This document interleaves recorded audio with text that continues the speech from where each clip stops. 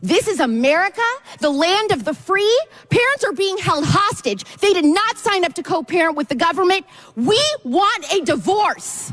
That was Alex Clark on Monday, giving a barn burner of a statement at the roundtable discussion on American health and nutrition, A Second Opinion. Joining us now on the Newsmaker hotline on Supertalk 99.7 WTN is Alex Clark. She's the host of Culture Apothecary. She's a Turning Point USA contributor, friend of the show.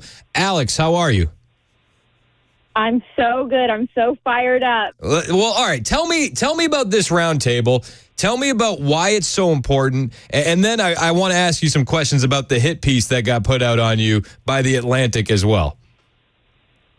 Yeah, so we just held a historic Senate testimony in Washington, D.C. on Monday.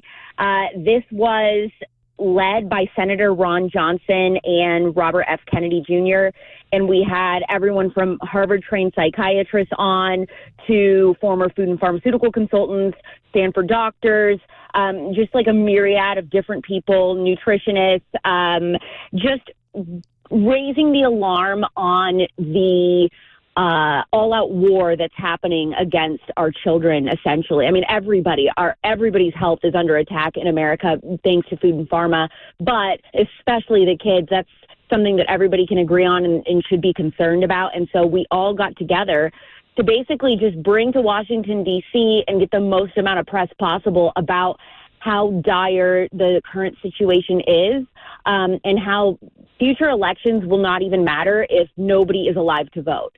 So that was what we were trying to do there, and I think we accomplished it. People are talking about this now in the last couple of days after more than ever before. It's awesome. Yeah, and it's been going viral nonstop. I mean, that clip that is of you talking about the vaccine schedule is just huge. How did we get to this spot?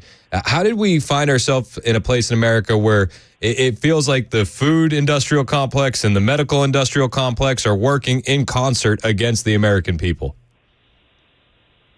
Yeah, so a lot of this started when the food companies bought the scientists from the cigarette companies in the 80s.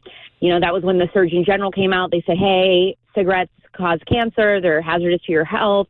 People started ditching cigarettes. And then you had all of these people that were skilled in knowing how to get people addicted, that the food companies were like, hey, why don't you take those same skills and apply it to ultra-processed food? We have all of these crops that we're needing to put somewhere, the soy, the wheat, the corn, let's put that into ultra-processed food, and then let's make it super, super addictive. And they did. They accomplished that. They spent the late 80s and then all of the 90s doing that. And you can see, which I talk about in my full speech, you can watch on the Real Alex Clark YouTube channel, it's like 10 minutes, you can watch the whole thing. But I break down throughout the 90s how you see the correlation. All of the health starts declining in kids in my generation, which is millennials. Yep. And then, of course, it's just gotten worse and worse and worse. And it's all because of that. It's all because of money and greed, which shouldn't be surprising to anybody. And this is a nonpartisan issue. So the people that were on this panel in the Senate on Monday, I have no idea. Some of them were liberal, some of them were conservative. I don't even know. It was never discussed. But it was a nonpartisan panel of people from all different political views coming together saying, we have had enough. And then in particular, I was being the voice of American moms saying that they have had enough, because I'm not an expert. I am just a podcaster. I have a health and wellness podcast, Culture Apothecary, but my audience are 25 to 35-year-old young moms, first-time moms. And so I just was like, you know what? I have the opportunity to speak on this panel, and I'm just going to do it on behalf of them. I know what their concerns are. I know what their gripes are, and I'm just going to be that voice for them. No, I'm grateful that you are. And it does seem like we need to wake people up to what's happening in the medical industry and the food industry. I'm curious, what red pilled you on this industry? What was your wake-up moment that made you realize, okay, everything we're being sold is a bit off? So there was a couple things that happened in succession for me right around the end of the pandemic. Of course, one, mandating the COVID-19 vaccine was extremely weird to me.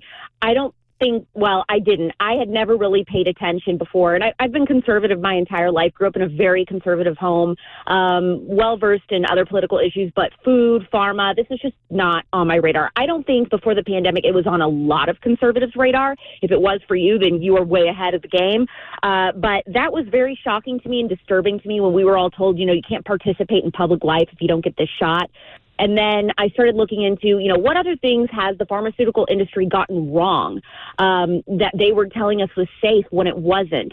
And that's when I came across two things that really stood out were the hormonal birth control pill for women and the pill Oxycontin. That was, of course, promoted by Purdue Pharma and is the main cause of the opioid epidemic that has absolutely devastated our country and killed hundreds of thousands of people. So those were two things that we were told, no side effects. It's only for the greater good. This is amazing. With the Oxycontin pill, it was non-addictive. With the birth control pill, it's just like, this is just really going to make women equal. Women were never really given informed consent about how it increases your rate of anxiety, depression, 80%, a slew of problems, makes you attracted to different types of men on the pill versus off. So we're choosing different mates than we would if we were not on this pill. Like, there's just so many things I could say, but those two things really shocked me. And then what happened was I was thinking, man, big pharma, that's so interesting. I wonder if there's something else where industries really control the narrative and buy the studies and things like that to make money. And then I stumbled upon big food. And when I found out that basically 5 food companies control the entire food supply in the United States, it was an out-of-body experience, one of the most shocking radicalizations I've ever gone through in my entire adult life thus far, and has changed my life, because then I realized this is the most important issue to be talking about, because like I said earlier, politics don't matter. Nothing matters if we don't have a country because everybody is too sick or cannot think to participate in society. Yeah, and I love that this is a big issue for you. And when I was listening to the round table, one of the things that stuck out for me was Dr. Callie Means saying, the studies on processed food, the ones that aren't funded by the food companies show that processed food is terrible for you. But the ones that are funded by the food companies say, hey, processed food's fine. Don't worry about it. Is that happening like a lot? Oh, yeah, the whole industry. This is why it was important and why I had such righteous anger in my speech on behalf of moms, because you can't get information because the food companies are buying the studies that the doctors are being taught in school, if they're taught nutrition at all. And then also all the nutrition schools. Look at what the who's paying for the studies in Tufts Nutrition School, for example. It's all the food companies. That's why you have Tufts Nutrition School coming out with things saying like, Lucky Charms are healthier than ground beef. This is where it comes to, as a parent, using common sense, or anybody, not even just a parent, but using common sense. Does it make sense to you that Lucky Charms would be healthier than ground beef? No. So right there, that tells you something isn't right. But the news stations, even, most of their advertising is coming from pharma, who's in bed with big food. So the choices that news stations are making when it comes to what they're going to report stories on, it's all compromised. And that's why the obesity epidemic is so much more complex, and people are just lazy and they don't move enough.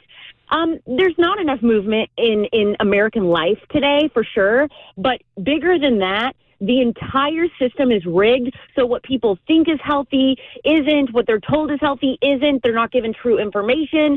So it's a lot harder for people to understand what food is healthy and which should be avoided because of all these problems. And so that's what this roundtable was about, was holding these people accountable and demanding change and telling politicians, we need everybody to come together on this, Democrat and Republican. Yeah, and it shows that you guys are over the target when immediately after the roundtable, The Atlantic puts out a hit piece and they call you the woo-woo caucus, and they say the information isn't wrong, but these people are crazy. What was that like when you see the hit piece? Is it kind of like a badge of honor at this point? Oh, I loved it. I've been telling everybody I'm a proud member of the Woo Woo Caucus. And yes, he couldn't, the author of that article could not say what we said specifically was wrong. She just said we're all conservative right-wingers, which again, I just said was not true. Not all of us were conservative on that panel. She said that we were just on a mission to make Fruit Loops boring again.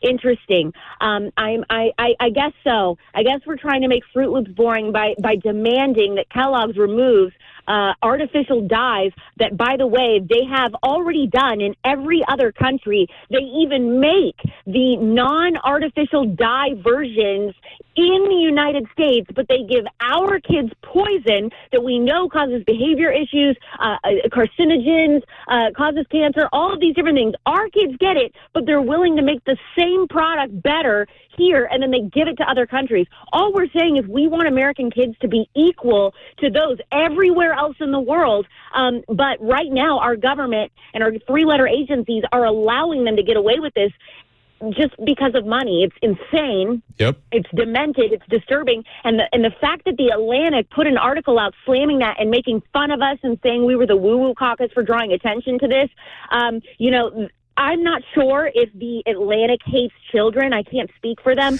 but it is a question worth asking. That's hilarious. You know, I tell my kids all the time, you don't see commercials for healthy food. There's never a commercial for bananas, and you don't need cartoon characters on stuff that's good for you.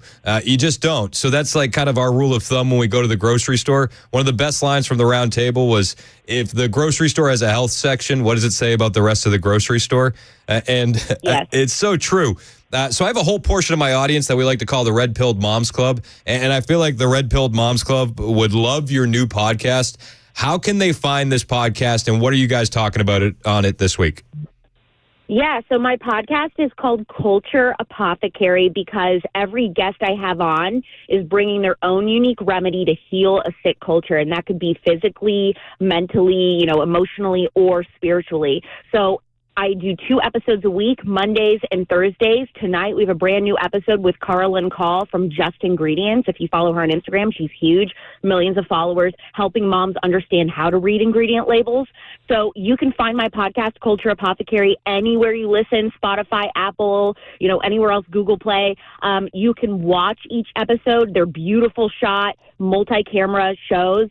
And that's Real Alex Clark on YouTube. I'm also Real Alex Clark on Instagram. But yeah, Culture Apothecary, every guest is an expert on any of these subjects. So you will absolutely love my podcast if you like that snippet that Chris just played on the show of my my roundtable speech at the United States Senate. Yeah, I'm looking forward to it. I've watched a couple of the episodes. It's a fantastic job. I think you're doing God's work, and I appreciate you doing it. And I'll see you in December at AmFest in Phoenix. That's right. Yeah, come to America Fest. We can talk food and pharma corruption in person. I love it. Alex Clark, thank you so much for taking some time to talk to us, Alex. Appreciate you. Always. Thanks, Chris. Yep.